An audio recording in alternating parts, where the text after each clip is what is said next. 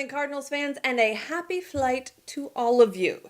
The Cardinals yesterday had a chance to take on everyone's favorite post-game interview, Lance Lynn, who's had a real rough start to his tenure with the Minnesota Twins. And he looks weird in that jersey. Sorry, Lance, it's not you, it's just the not red. Anyway, let's jump right into this recap. In the top of the first, with runners at first and second, with one out, Lynn got Marcell Ozuna looking. And then Dexter Fowler, with two outs, he got a hit? Like an actual, like a 2 RBI base hit? That had to feel so good. The bottom of the inning saw Miles Mikolas face off against the guy that he replaced, and he promptly gave up 3 hits and a run as Brian Dozier scored on a Max Kepler single. That's not quite how we drew it up. Now, Ricky Horton on KMOX started saying that Lance Lynn was done in the second inning. And while he wasn't great, he wasn't done. However, he did give up another 2-out run when Jose Martinez came up with an RBI hit.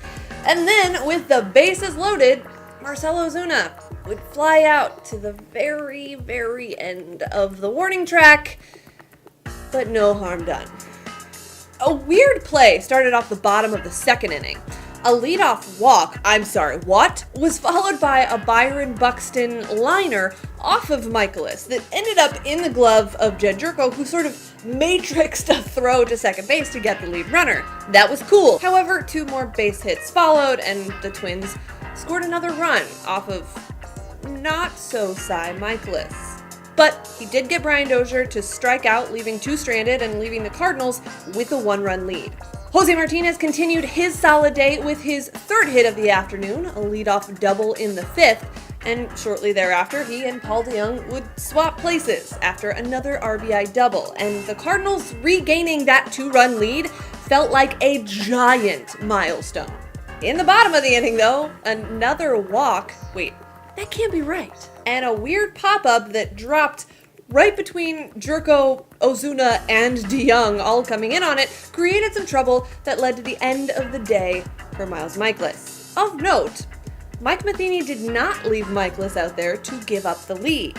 Now, did he learn from the Flaherty moment the night before? Feels like no, because there have been a lot of these identical scenarios over his tenure as manager, and he tends to often leave the pitcher in. But in this case, for whatever reason, he didn't, much to the chagrin of Rick Horton on KMOX, and pulled him just 1 out shy of being eligible for that all-important pitcher's win.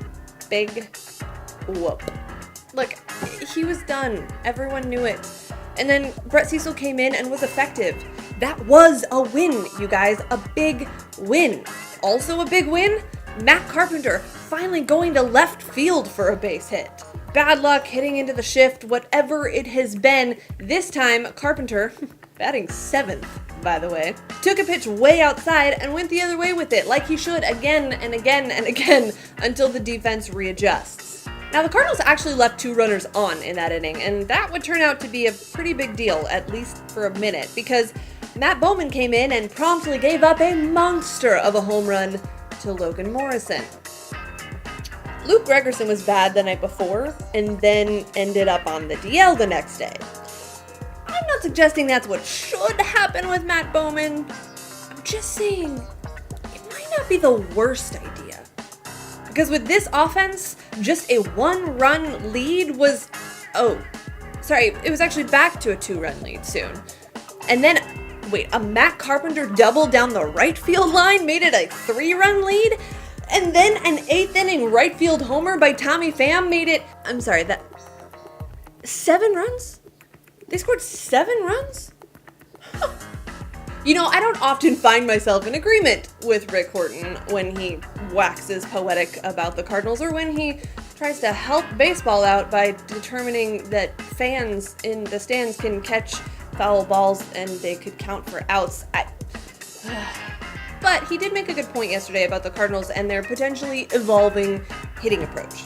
You know, we only see the results, right? We don't see the work. We don't see the video they watch. We don't see the swings in the cages. We don't hear the conversations about mentality.